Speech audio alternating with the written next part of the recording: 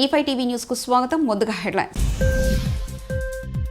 ఇది just trailer మాత్రమే. ప్రధాని మోదీ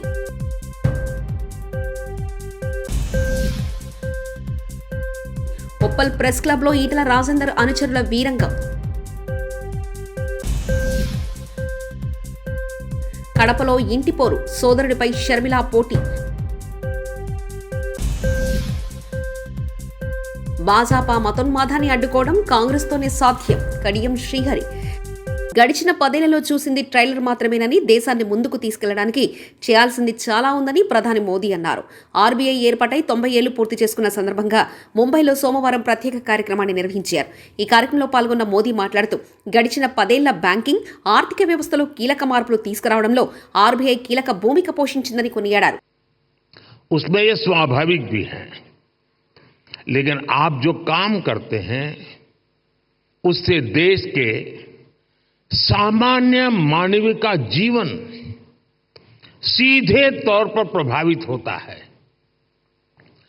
बीते 10 वर्षों में हमने सेंट्रल बैंक, बैंकिंग सिस्टम और अंतिम पायदान पर खड़े व्यक्ति के बीच इस कनेक्ट को हाईलाइट किया है.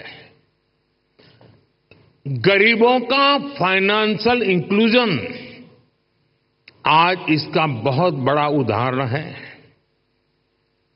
आज देश में 52 करोड़ जनधन खाते हैं. इनमें भी 55% से ज्यादा खाते महिलाओं के नाम पर है.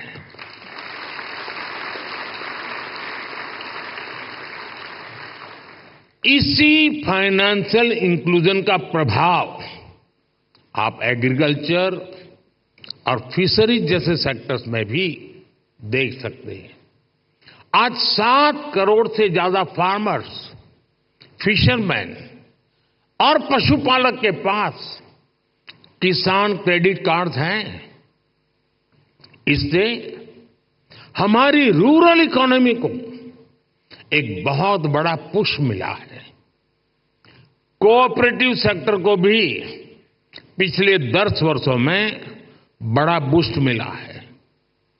सहकारिता में कोऑपरेटिव बैंक की एक बहुत बड़ी भूमिका होती है और ये रिजर्व बैंक के रेगुलेशन और सुपरविजन का एक महत्वपूर्ण क्षेत्र भी है. यूपीआई आज एक ग्लोबली रिकॉग्नाइज्ड प्लेटफॉर्म बन चुका है. इस पर हर महीने తమకు అన్యాయం చేశాడని మీడియా సమావేశం ఏర్పాటు చేసిన హుజరాబాద్ దళితులు మా నాయకుడిని విమర్శిస్తూ మీడియా సమావేశం ఏర్పాటు చేస్తారా అంటూ ప్రెస్ క్లబ్లోనే దౌర్జన్యానికి దిగిన ఈటల అనుచరులు అడ్డుకున్న మీడియా ప్రతినిధులపై దాడి, కెమెరాలు, లోగోలు ధ్వంసం చేశారు. ఏపీలో కడప పార్లమెంట్ స్థానం హాట్ టాపిక్ గా మారింది. కడప అంటే సీఎం జగన్ సొంత ఇలాకా. అక్కడి నుంచి గత ఎన్నికల్లో ఆయన సోదరుడు వైఎస్ అవినాష్ ఎంపీగా గెలిచారు. ఈసారి కూడా వైసీపీ నుంచి ఆయనే పోటీ చేయనున్నారు. ఇప్పుడు కాంగ్రెస్ నుంచి జగన్, అవినాష్ల సోదరి షర్మిల బరిలోకి దిగనుంది. కడప ప్రజలు ఎవరికి మద్దతు నిలుస్తారనేది ఆసక్తికరంగా మారింది. భాజపా మతోన్మాదాన్ని అడ్డుకోవడంలో కాంగ్రెస్తోనే సాధ్యమని ఎమ్మెల్యే కడియం శ్రీహరి అన్నారు. లౌకికవాదాన్ని నిలబెట్టుకోవాలని ఆ పార్టీలో చేరినట్లు చెప్పారు. తన కుమార్తె కావ్యతో కలిసి హన్మకొండలో వర్ధన్నపేట ఎమ్మెల్యే కేఆర్ నాగరాజును ఆయన కలిశారు. అనంతరం మీడియాతో మాట్లాడుతూ తన నియోజకవర్గాన్ని అభివృద్ధి చేసేందుకు అధికార పార్టీలో చేరినట్లు కడియం తెలిపారు. సంబంధించిన కార్యదర్శులు, మంత్రులు అందరి సమక్షంలో సీఎం గారి నివాసంలో నిన్న కాంగ్రెస్ పార్టీలో చేరడం జరిగింది. ప్రధానంగా రాష్ట్రంలో కాంగ్రెస్ పార్టీని బలోపేతం చేయాలని, దేశవ్యాప్తంగా బీజేపీ మతోన్మాదాన్ని అడ్డుకోవాలి అంటే అది ఒక కాంగ్రెస్ పార్టీతోనే సాధ్యమవుతుందని, దేశవ్యాప్తంగా మైనార్టీలపైన, దళితులపైన జరుగుతున్న దాడులను అడ్డుకోవడంలో కాంగ్రెస్ పార్టీ ముందుంటుందని సోనియా గాంధీ గారు, రాహుల్ గాంధీ గారు, ఖర్గే గారు వీరందరి నాయకత్వంలోనే అది సాధ్యమవుతుంది, లౌకికవాదాన్ని నిలబెట్టుకోవడానికి వీలవుతుందనే ఆలోచనలో భాగంగా పార్టీలో చేయడం జరిగింది. దానికి తోడు నియోజకవర్గాన్ని కూడా అభివృద్ధి చేసుకోవాల్సిన అవసరం ఉన్నది. నా నియోజకవర్గ ప్రజలు ఎంతో నమ్మకంతో మొన్నటి ఎన్నికలలో కాంగ్రెస్ పార్టీ గాలిలో కూడా నన్ను గెలిపించారు. ఆ ప్రజలకు న్యాయం చేయవలసిన అవసరం ఉన్నది, ఆ నియోజకవర్గానికి కూడా న్యాయం చేయవలసిన అవసరం ఉన్నది. అన్నీ ఆలోచించి ఒక నిర్ణయం తీసుకొని కాంగ్రెస్ పార్టీలో చేరడం జరిగింది. 25,000 మందికి ఉపాధి కల్పించిన వ్యక్తి జనసేన కాకినాడ ఎంపీ అభ్యర్థి టీ టైం ఉదయ్ శ్రీనివాస్.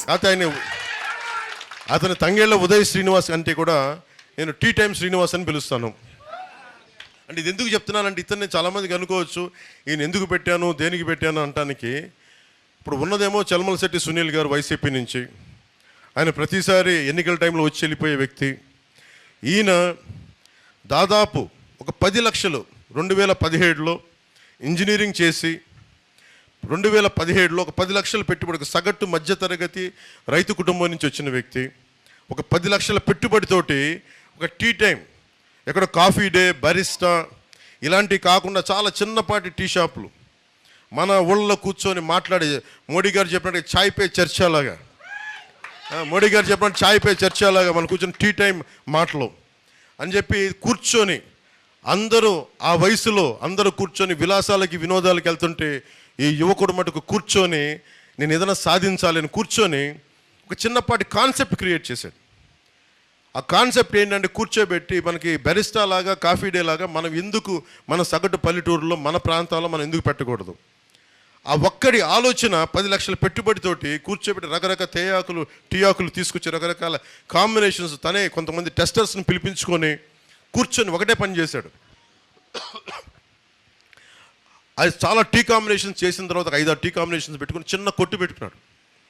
తనే నడిపాడు, ముందు ఫ్రెండ్స్ అందరిని పిలిచేవాడు.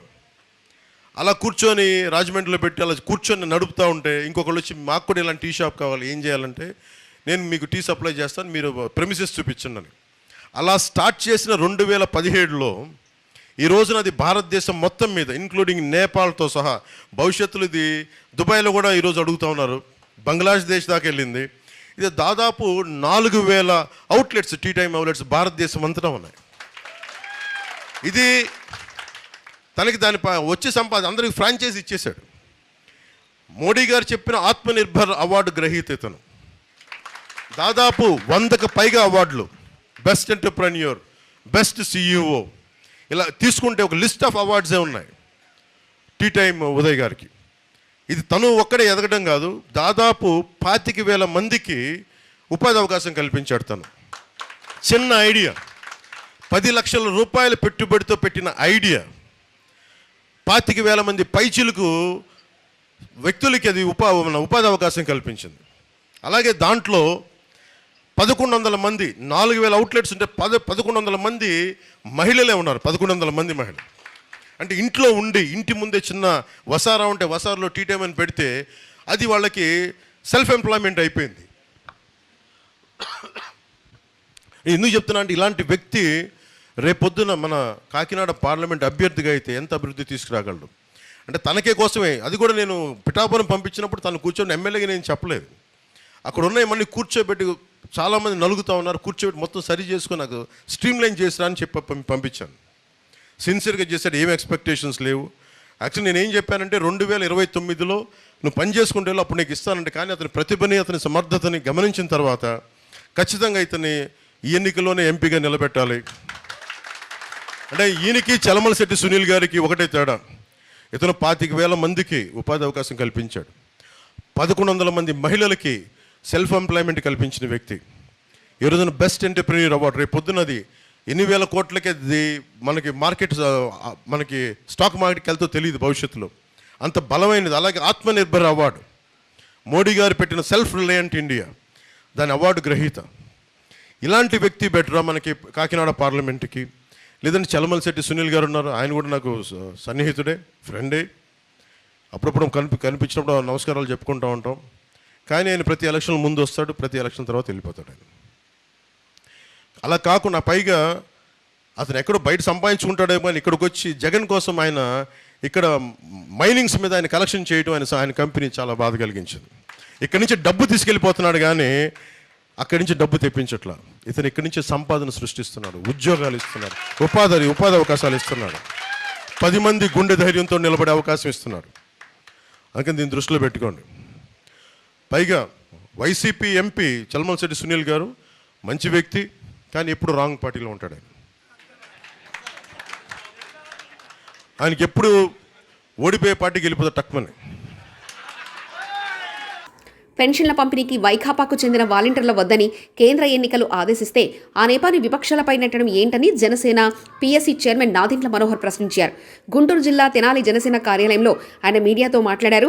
ఎన్నికల కోడ్ మేరకు వాలంటీర్ల వద్ద ఫోన్లు, ట్యాబ్లు స్వాధీనం చేసుకోవడంలో తప్పేం లేదని అన్నారు. వాళ్ళకిచ్చిన సెల్ ఫోన్లు, ట్యాబ్లు ఇవన్నీ కూడా ప్రభుత్వ ఆస్తి, వాళ్ళ సొంత ఆస్తులు కాదు. కాబట్టి ఆ సమాచారం వీళ్ళు సేకరించిందంతా కూడా అధికార యంత్రాంగానికి, గ్రామ సచివాలయానికి, అక్కడ ఉన్న వివిధ శాఖలకి వాళ్ళు అప్పచెప్పమన్నారు. కానీ అదేదో రాజకీయ కోణంలో చూసి పెన్షన్లు మీరు ఇంటికి వెళ్ళి పంపిణీ చేయకూడదనే మాట ఎక్కడ కూడా వాళ్ళు అనలేదు. నగదు పంపిణీ విషయంలో వాళ్ళు స్పష్టంగా చెప్పింది ఏంటంటే, నగదు పంపిణీ విషయంలో ప్రభుత్వ అధికార యంత్రాంగం ఇంటింటికి వెళ్ళి మీరు పంచాలి అని చెప్పారు. దాన్ని వీళ్ళు ప్రచారం కోసం మార్చేసి రకరకాలుగా బాధ్యతని తప్పుకోవడానికి కోసం చేస్తున్న ప్రయత్నం. ప్రభుత్వంలో ఎవరైతే అధికారులు ఉన్నారో వాళ్ళు మేము హెచ్చరిస్తున్నాం జనసేన పార్టీ నుంచి, ఎట్టి పరిస్థితుల్లో 3వ తారీఖు లోపు ప్రతి ఒక్కరికి పెన్షన్ చేరే విధంగా చర్యలు తీసుకోవాలి. ఇదివరకు అట్లానే చేసేవాళ్ళం, అధికార యంత్రాంగాన్ని ఉపయోగించుకునే వాళ్ళం. రెవెన్యూ సిబ్బంది, మున్సిపల్ సిబ్బంది, పంచాయతీరాజ్ సిబ్బంది, ఇన్ని లక్షల మంది మనకి అధికారులు ఉన్నప్పుడు ఎందుకు మనం ఈ కార్యక్రమం చేయలేము?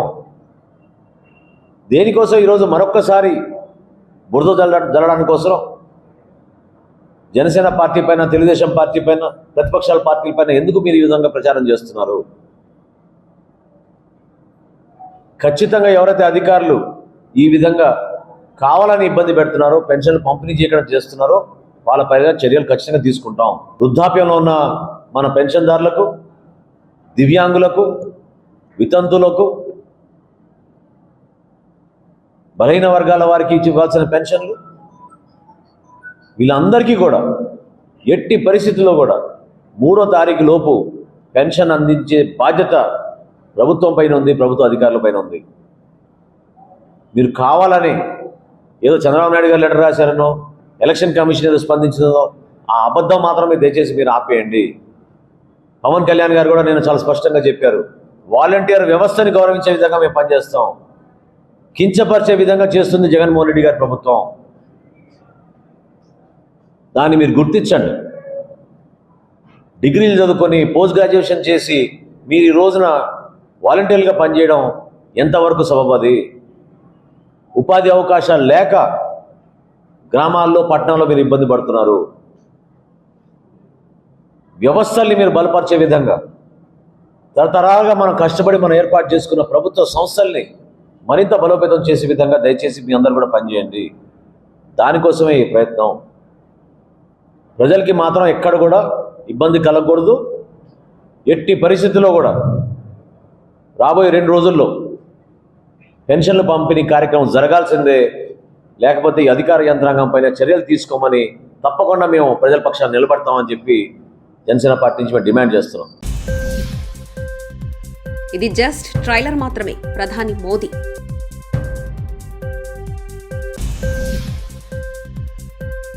ఉప్పల్ ప్రెస్ క్లబ్లో ఈటల రాజేందర్ అనుచరుల వీరంగం. కడపలో ఇంటిపోరు, సోదరుడిపై షర్మిల పోటీ. భాజపా మతోన్మాదాన్ని అడ్డుకోవడం కాంగ్రెస్తోనే సాధ్యం. కడియం శ్రీహరి. ఇవి బులెటిన్ విశేషాలు. చూస్తూనే ఉండండి E5 టీవీ న్యూస్.